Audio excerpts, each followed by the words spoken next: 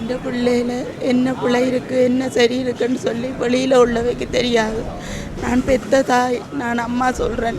என் பிள்ளைக்கு 17 வயசு. இந்த 17 வயசுக்குள்ளேயும் அவரில் ஒரு கெட்ட செயலோ அல்லது எந்த ஒரு பழக்க வழக்கமோ இருந்ததில்லை.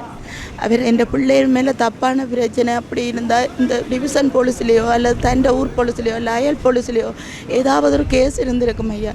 இதுவரைக்கும் என் பிள்ளை கண்டு சொல்லி போலீஸ்லேயோ கோர்ட்ஸ்லேயோ வழக்கண்டு சொல்லி எதுவுமே தாக்கப்பட இல்லை. என் பிள்ளைக்கு தெரிஞ்சதெல்லாம் ஒரு ஃப்ரெண்ட்ஸ் இல்லை, ஒரு நாகரிகமாக இதண்டு தெரிஞ்சதில்லை. தண்ட குடும்பம், தண்ட அம்மா, இது தண்ட சொந்த பந்தம், இவ்வளோத்தையும் தான் பார்ப்பேன். எங்களுக்கு அப்பா இல்லை, அம்மாவையும் அவர் தான் வச்சு பார்க்குறவர். எனக்கு 6 பிள்ளைகள், அவர் மூத்த பிள்ளை. மற்ற பிள்ளைகளை படிப்பிச்செடுக்கணும். அப்பா கொஞ்சம் ட்ரிங்க் பாவிக்கிறவர். அவருக்கு புத்தி சொல்லுவார், எங்களோட குடும்பம் இப்படி கேவலமாக போகுது, நீ குடிச்சு கொண்டு திரியிறியே என்று சொல்லி அவற்றை உதவியோடையும் தான் வாகனம் எங்கள்கிட்ட கடன் பட்டு தான் ஒரு மகேந்திரா வாகனம் ஒன்று எடுத்தவர். அந்த வாகனத்தில் எரிவேற்று தானே என் பிள்ளை போகிறது. எரிவேற்றி கொண்டு வந்து மருதராமடத்தில் அங்கே இங்கே தோட்டத்துக்கு கொண்டு பறிக்கிறவர். அவருக்கு தெரிஞ்சதெல்லாம் தன் குடும்பம், தன் வீடு, தன் வாசல், எதுவுமே என் பிள்ளைக்கு வெளியிடம் தெரியாது. யாருக்கும் ஒரு கெடுதல் நிச்சதும் இல்லை. தானே கஷ்டப்பட்டவன், இன்னும் ஒரு கஷ்டப்பட்டவன் வந்தால் அவைக்கு உதவி செய்வார். ஏனென்றா தன் குடும்பத்துக்கு அது நல்லது கிடைக்கணும்னு சொல்லி அப்படி ஒன்றுமே அறியாத என் பிள்ளை இவையில் திட்டமிட்டு தானவே கொலை செய்திருக்கணும். என் பிள்ளை கொண்டே வாகனத்தை கொண்டே விட்டுருக்குது ஐயா. வாகனம் ஓட சுட்டிருந்தா ரோட்டில் வாகனம் தடம் பிறண்டிருக்கும், அல்லது அடுத்தவைக்கு ஏதாவது ஒரு இடவு நடந்திருக்கும். வாகனத்தை கொண்டே நிப்பாட்டினா அப்புறம் ஏனையா என் பிள்ளை மேலே சுடணும். வாகனத்தை டயரை சுட்டிருக்கலாம். அப்போ என் பிள்ளை மேலேயே வேணுமென்று தானே சுட்டவங்க. அது ஒரு ஆள் சுட இல்லை, 2 பேர் சுட்டன்னு சொல்லி ஒவ்வொரு வதந்தி சொல்லி நம்ம ஐயா. ஒரு ஆள் தான் போய் மனித உரிமை குழுவில் கொண்டு போய் வாக்குமூலம் கொடுத்தவையாம், மற்றவர் இன்னும் பெரிய இல்லை. இதே தப்பை என் பிள்ளை செய்திருந்தா இந்த அரசாங்கம் விட்டுருக்குமோ? இந்த இவ்வளவு எம்பி மேரெல்லாம் விட்டுருப்பினமோ? சொல்லுங்க. என் பிள்ளை தவறுதலாக கொண்டு போய் கூட ஆக்சிடென்ட் படுத்தி இருந்தா விட்டுருக்குமோ? லைசன்ஸ் இல்லாமல் ஒரு தரம் வாகனம் ஓட இல்லையா? லைசன்ஸ் உள்ளவன் கொண்டு ஆக்சிடென்ட் படுத்தே இல்லையா? என் பிள்ளை பல காலம் ஓடி அப்படி எதுவும் செய்தவனா இல்லையே. அப்படி செய்த எந்த போலீஸ்ல ஐயா முறைப்பாடு பதிவு பட்டிருக்குது? நீதி நேர்மை இல்லாமல் பச்சை பாலன் என்ற பிள்ளைய இருக்கும்போது கூட சுமையோடு இருந்த என்ற பிள்ளைய துடிக்க கொண்டுட்டாங்களே ஐயா. இதுக்கு ஒரு நீதி இந்த அரசாங்கம் வழங்காது, வெளி அரசாங்கம் வழங்காது. காசுக்காரனுக்கு தான் எல்லாரும் சப்போர்ட்டும், இந்த கஷ்டப்பட்டவனுக்கு ஒரு நீதியும் இல்லையோ? இந்த இளவெத்த பிள்ளைக்கு ஒரு நீதி இல்லையோ ஐயா? எந்த பிள்ளைக்கு வந்தது ரத்தம் இல்லையோ? எந்த வீட்டில் நடந்தது கொலை இல்லையோ ஐயா? ஏன் பாதுகாக்கினோம்? என்னத்துக்கு அரசாங்கம் பாதுகாக்குது என் பிள்ளைய சுட்டவனை? என் குடும்பமே அவரை நம்பித்தானே ஐயா இருந்தது ஐயா. என் பிள்ளை கனவுல கூட வந்து தங்கச்சிட்ட சொல்கிறாராம், அம்மாவுக்கு வருத்தம், அம்மாவை கவனமாக பார் என்று. அப்படி ஒரு வீரம்பு கூட என் பிள்ளை இது நினைக்காத ஐயா. நாய்க்கு வருத்தம்னாலே குளிப்பாட்டி மறந்து போடுற என் பிள்ளை. என்ன பிள்ளையேன்னு இப்படி அநியாயமாக கொண்டாங்க. அவர்கிட்ட தங்கச்சி வந்து சொல்கிறா, அம்மா நாங்கள் மருந்து குடிச்சு அண்ணாட்டையே போவோம், டெய்லி அழுது நீயும் இப்படி இருந்து. இந்த சின்ன பிள்ளை அண்ணன் அப்படியே துடிச்சு கொண்டு இருக்குது. வீட்டில் வார வைக்க சில பேருக்கு தெரியும் ஐயா, அண்ணாண்ட போட்டோவை பார்த்து அண்ணன் நான் சொல்கிறது இதாக இருந்தால் இந்த சின்ன பிள்ளைகள்கிட்டே மிச்சத்தை நீங்கள் கேட்டுக்கொள்ளுங்க. என்னை பொறுத்த வரைக்கும் என் பிள்ளைக்கு நீதி கிடைக்கணும். என் பிள்ளையை சுட்டவனுக்கு தகுந்த தண்டனை கிடைக்கணும். அவ்வளோதான் இப்போ என்னால் சொல்ல முடியும். இந்த போராட்டமானது உங்களுக்கு தெரியும், 2 வாரங்களுக்கு முன்பாக அல்லைப்பட்டி பகுதியிலே போலீசாரினால் அதிகாலை வேளையிலே திட்டமிட்டு நிகழ்த்தப்பட்ட ஒரு துப்பாக்கிச் சூட்டு சம்பவத்தின் ஒரு இளைஞன் உயிரிழந்த சம்பவம் நீங்கள் அறிந்திருப்பீர்கள். இன்று அது 2 கிழமை ஆகியும் இந்த இளைஞனுக்கான நீதி மறுக்கப்பட்டிருக்கின்றது. அந்த சம்பவத்துடன் தொடர்புடைய போலீசார் இன்று வரைக்கும் கைது செய்யப்படவில்லை. அந்த இளைஞனுடைய குடும்பங்கள் தொடர்ச்சியாக அச்சுறுத்தப்பட்டு கொண்டிருக்கின்றது. அந்த இளைஞனுடைய மாமனார் 3 நாட்களுக்கு முதல் காணாமலாக்கப்பட்டிருக்கின்றார். அந்த குடும்பத்தினுடைய வீட்டிலிருந்து சகல இலங்கையினுடைய புலனாய்வாளர்களும் கண்காணித்து கொண்டிருக்கின்றார்கள். அவர்களுக்கு உதவுபவர்கள், அவர்களுடைய வீடுகளுக்கு போபவர்கள், அவர்களுடைய ஆதரவு தெரிவிப்பவர்கள் உட்பட அனைவரையுமே இந்த அரச புலனாய்வுத்துறையினர் அச்சுறுத்தி கொண்டு வருகின்றார்கள். ஆகவே இந்த விடயத்தினை இலங்கை அரசாங்கம் உண்மையிலேயே இந்த நீதிக்கு ஒரு முடிவெடுக்கப்பட வேண்டும் என்று சொன்னால் இந்த அரசாங்கம் உண்மையிலே இந்த போலீசாரை கைது செய்திருக்க வேண்டும். இன்று இருக்கக்கூடிய இந்த அனுர அரசாங்கம் என்பது உங்களுக்கு தெரியும். கடந்த காலத்திலே எவ்வாறான சம்பவங்கள் எல்லாம் உரைகளை எல்லாம் நிகழ்த்தி கொண்டிருக்கின்றன. ஆனால் வடக்கு மாகாணத்திலே ஒரு நீதியையும் மற்ற மாவட்டங்கள் ஒரு நீதியையுமே நிலைநாட்டுகின்றது. ஆகவே இந்த உயிரிழந்த சிறுவனை திட்டமிட்டுத்தான் போலீசார் சுட்டு கொண்டனர் என்பதற்கு போதிய ஆதாரங்களும் சாட்சிகளும் எம்மிடம் உள்ளன. ஆனால் இதுவரைக்கும் அந்த சிறுவனை இலங்கை அரசாங்கம் இந்த ஸ்ரீலங்கா போலீசாரை கைது செய்யவில்லை. இதை கைது செய்யாமல் விட்டுவிட்டு இன்று எங்களுடைய சில என்பிபியினுடைய பாராளுமன்ற உறுப்பினர்கள் சொல்கின்றார்கள், யாழ்ப்பாண மக்கள் தங்களுக்கு பின்னால் சந்தோஷமாக இருக்கின்றார்கள், எங்களுக்கு போதிய ஆதரவு தருகின்றார்கள். அவ்வாறு ஆதரவு தருகின்றார்கள் என்றால் அந்த மக்களுடைய பாதிக்கப்பட்ட தரப்பு, அந்த பாதிக்கப்பட்ட குடும்பத்தினருக்கு ஒரு நீதியை எடுத்துக் கொடுப்பதற்கு நீங்கள் என்றாவது பாராளுமன்றத்தில் கதைத்திருக்கின்றீர்களா? இவ்வளவு பாராளுமன்ற உறுப்பினர் இருக்கின்றீர்கள், நீங்கள் ஒரு நீதியை நிலைநாட்டி இருக்கின்றீர்களா? அல்லது இந்த போலீசாரை உடன் கைது செய்து விசாரணையை மேற்கொண்டிருக்கின்றீர்களா? இல்லை, நீங்கள் வெறுமனமே வேடிக்கை பார்த்து கொண்டிருக்கின்ற ஒரு அரசாங்கமாக இருக்கின்றது. ஆகவே இந்த படுகொலை என்றது இன்னும் தொடரப்பு தான் போகின்றது. இது மட்டுமல்ல, வடக்கு கிழக்கிலே பல இவ்வாறான சம்பவங்கள் தொடர்ச்சியாக நடந்து கொண்டிருக்கின்றது. இவை அனைத்துக்குமே இந்த அரசாங்கம் நீதியை பெற்றுத் தருவதாக இல்லை. ஆகவே இந்த பாதிக்கப்பட்ட சிறுவனுடைய குடும்பத்தினர் உண்மையிலே மிகவும் வருந்தி அவர்களுக்கு ஒரு நீதி இல்லை என்று இன்றைக்கு ரோட்டுக்கு வரும் ஒரு நிலைமையை இந்த அரசாங்கம் ஏற்படுத்தியிருக்கின்றது. இதையாவது இந்த அனுர குமார அரசாங்கம் கண்டுகொள்ளுமா? இந்த குடும்பத்தினுடைய அவல நிலையை கண்டுகொள்ளுமா? இந்த சுடப்பட்ட இளைஞனுக்கு நீதி கிடைக்குமா? அவரது குடும்பத்திலிருந்து காணாமலாக்கப்பட்டிருக்கின்ற மாமனாருக்கு ஒரு நீதி கிடைக்குமா?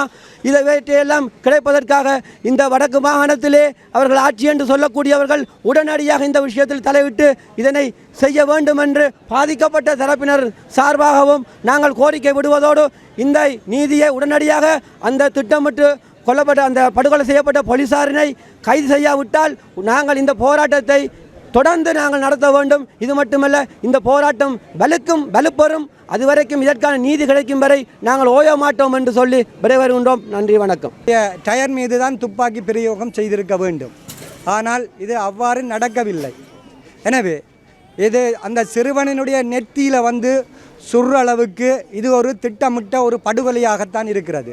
மீண்டும் இந்த அரசினுடைய கோர முகத்தை இதில் காட்டி நிற்கிறது. எனவே இதுவரைக்கும் அந்த சுட்டுக்கொலை செய்யப்பட்ட போலீசார் இதுவரைக்கும் கைது செய்யப்படாதது இந்த அரசு திட்டமிட்ட வகையில் இது நடத்தியதாகத்தான் பார்க்கப்படுகின்றது. எனவே அது மாத்திரமல்ல, இந்த குடும்பத்தார் பாதிக்கப்பட்ட அந்த குடும்பத்தாரை அச்சுறுத்துகிற வகையில் தினமும் போலீசார் அங்கே சென்று அச்சுறுத்தி கொண்டிருக்கிறார்கள். இன்றைக்கு காலையில் கூட அந்த போலீசார் அந்த வீட்டை சூழ பல படையெடுப்பில் அந்த போலீசார் குவிந்திருந்ததாக குடும்பத்தார் கவலை வெளியிட்டிருக்கிறார்கள்.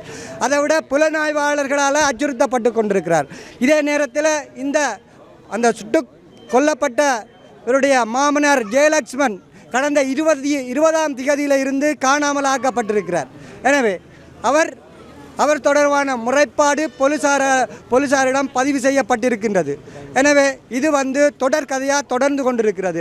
அதே நேரத்தில் இங்கே இருக்கின்ற இலங்கை மனித உரிமை ஆணைக்குழு இந்த விடயத்தில் என்ன நடவடிக்கை எடுத்தது என்பதனை பொது வழியில் பொதுமக்களுக்கு தெரியப்படுத்த வேண்டும். இந்த அரசினுடைய நிகழ்ச்சி நிரல்களுக்கு செயற்படாமல் நீதியான விசாரணை நடைபெற வேண்டும் என்று பொதுமக்கள் சார்பாக பாதிக்கப்பட்டவர்களுக்காக குரல் கொடுப்பவர்களுக்காக நாங்கள் வேண்டி நிற்கிறோம். நன்றி. We all have gathered in Northern Province in Jaffna district in front of the Jaffna main bus stand asking for justice. Very recently, one of our Tamil child, 17 years old boy, has been brutally shot and killed by the Sri Lankan police. The Sri Lanka police is known for its brutality and all these approaches, and that boy has been shot and killed, and also continuously Sri Lankan police is delaying the process and also threatening the particular family members, and as a consequence of that boy's mother's brother is missing for last 3 days and we don't know what has happened to him. So it's a murder, enforced disappearance, like that. All these sequences are operated by the Sri Lankan police, which is a Sri Lankan machinery. So as Tamils, we protest and we raise our voice against this brutal incident. And if any person has been done any crimes, that person has to be produced in front of the courts, not giving murder and taking the gun and shoot and kill that person is not allowed at any cost. So this is a very basic human right issue. So we request the international organizations, international human rights organizations and the international community should intervene the Sri Lankan state and apply the pressure to get the justice for the particular family. The soul has gone, it will not come back.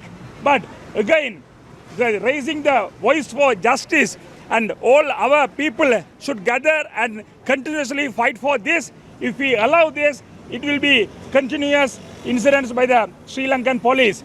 And as Tamils, this is not the first incident. This type of incidents, whether the university students or the journalists or the Tamil civil activists have been killed and forcefully disappeared, those incidents are continuously happening in the northern eastern part of Sri Lanka, which is the Tamil homeland. So on the behalf of P2P People's Uprising Movement, we raise our voice and we stand with the family for the justice. Thank you very much. மனித உரிமை அடிப்படை உரிமை பறிக்கப்பட்டிருக்கிறது. இது இந்த சிறுவனுக்கு 17 வயது. இந்த சிறுவனை கொலை செய்தது மட்டுமல்ல, அதற்கு பல காரணங்களையும் நியாயங்களையும் கற்பித்துக் கொண்டிருக்கிறது இந்த அரசின் இயந்திரங்கள்.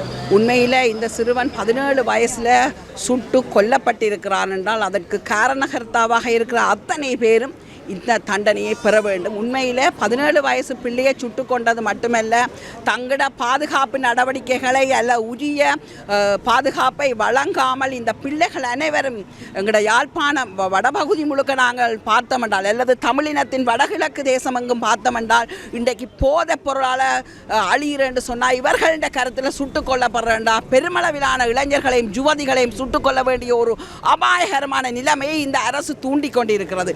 பிள்ளைகள் சிறுவர்களை பாதுகாக்க வேண்டிய இந்த அரசு சுட்டு கொண்டது மட்டுமல்ல, அதுக்கு பல காரணங்களை சொல்லிக் கொண்டிருக்கிறது. இந்த பெண் இந்த குடும்பம் படுற பாடை, இந்த குடும்பத்தின் அல்லோலத்தை பார்க்கும்போது ஒவ்வொரு தாயும் தமிழ் தேசத்திலே இப்படித்தான் கண்ணீர் வடித்துக் கொண்டிருக்கிறார். ஒவ்வொரு வீட்டுக்கு வீடும் இப்படியான அராஜகங்கள் தொடர்ந்து கொண்டே இருக்கிறது.